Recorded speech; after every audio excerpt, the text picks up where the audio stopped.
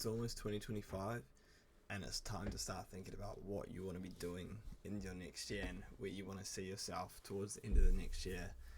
And before you do this, you need to think about what do you need to improve on as a person. And this sort of video is only really going to be applying to people, I would say, over the age of at least 16. If you're under 16, you don't need to worry about any of this.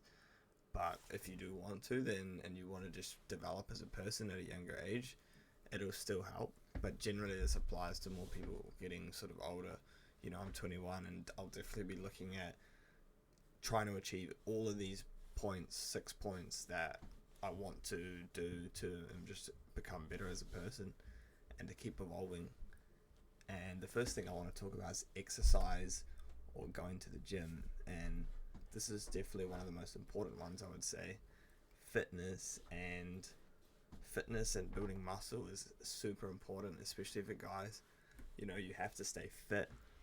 There's a lot of positive health benefits you get just from staying fit and being healthy. There's literally no drawbacks. When you work out, it's proven that you'll stress a lot less. If you are going to the gym, and you're working out, you can definitely tell you will feel less stressed in your everyday life. But I think that's an important thing to focus on. If you're not already are, I focus on it heavily. Like a big portion of my life is devoted sort of to going to the gym. And I think it's just super important for everybody. The next thing I want to talk about is if you are working, whatever job, if you're in university or whatever, you should be trying to aim to save at least 25% of your earnings. And if you are not able to, what you should do is try to be able to work more to be saving at least 25%. I think that a lot of people set the bar too low. They don't put their savings high enough. I think people just need to set the bar higher. Since I've left school, I've been able to save minimum at least over 25% of the income I've made. And I know that might be harder for other people. I know people have different scenarios. I know anyone watching probably thinks like, look at this guy, probably lives with his parents, pays no rent, has it super easy. But at my house, I pay $180, and that's for per week. And that's not included in food. That's not included for anything else. And you can see my room. That's my queen bed. Literally, I have about a meter of space here and a desk, and that's all I have. So if you think that's an insane deal, then there's probably something wrong with you. And I spend a large amount of money on food because I like to eat clean, healthy, high protein meals. Shit that's good for you, and it is quite expensive. But what I did last year was I had another job which I worked in the weekend. I was working 7 days a week for pretty much majority of the year, and I was able to have a big year on saving. That's why this year I've been able to work a little bit less, and that overall set me up to where I am now, where I can live a lot more comfortably. I'm able to hit this 25% savings goal, and it's really setting me up for my future. If I wanted to buy a house, I easily could in the next upcoming years after I get my qualification in a year, hopefully a year from now. So it's just overall beneficial for setting up your life.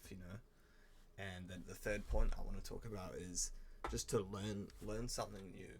Either this can be a language or learn just something that you find interesting. I think that no matter how old you are, you should just never stop learning new things, because I think it's very important for brain development.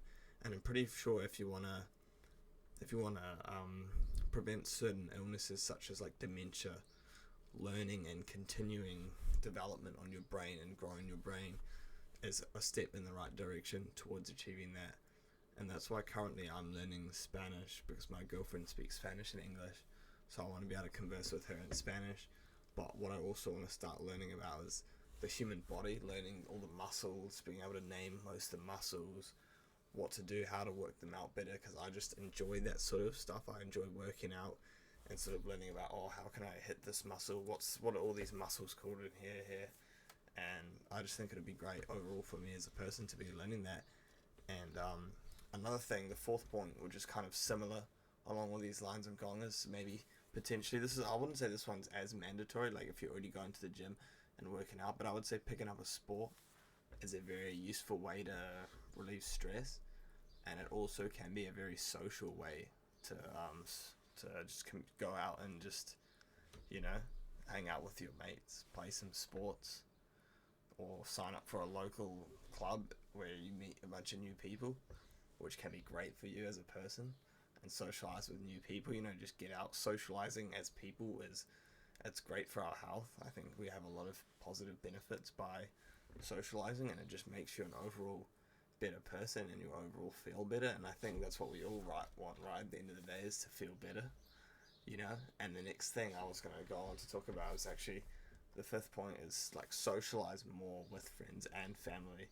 You know, I think that's an issue that a lot of people in our society today have, is that they spend too much time inside by themselves, not socializing, and we almost sort of become strange people. And I've had points in the last few years where I haven't gone out. Well, I wouldn't say I haven't gone out, but I haven't been trying to socialize actively in the weekends. And I remember a couple months going by one time where I didn't really hang out with any friends at all for any weekends. I was just going home and just doing my own thing, and I became such a peculiar person. I was like, barely even wanted to socialize with people. I just became like a different breed. It was just peculiar. Like you need to get outside if you want to be a normal person and function normally and be a good person. You know, it's just a really important thing.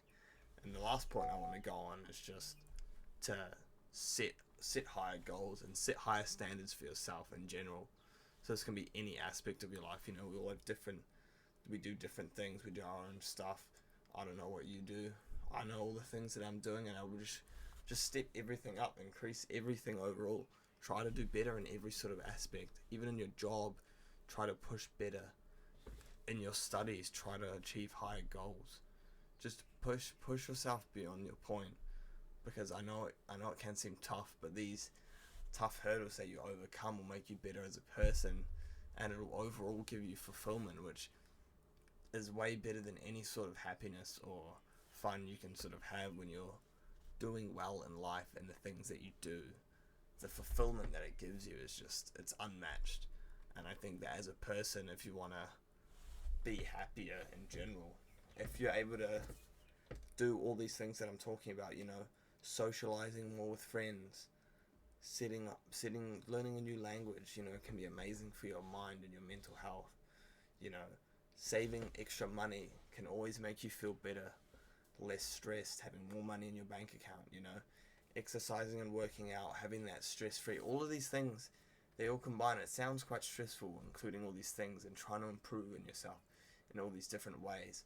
But overall, as a person, you start to actually become less stressed because you're doing all these things which just sort of give you sort of relief and fulfillment, and you're able to sit at home and do those, watch TV or whatever, play video games, whatever you do to unwind just becomes even like a lot easier. Sometimes it almost feels like a chore when you're doing nothing, you're unproductive. You're like, oh, let's just watch some TV, and it just doesn't feel the same. It doesn't feel good. Whereas I can't express enough how important doing all these things can be.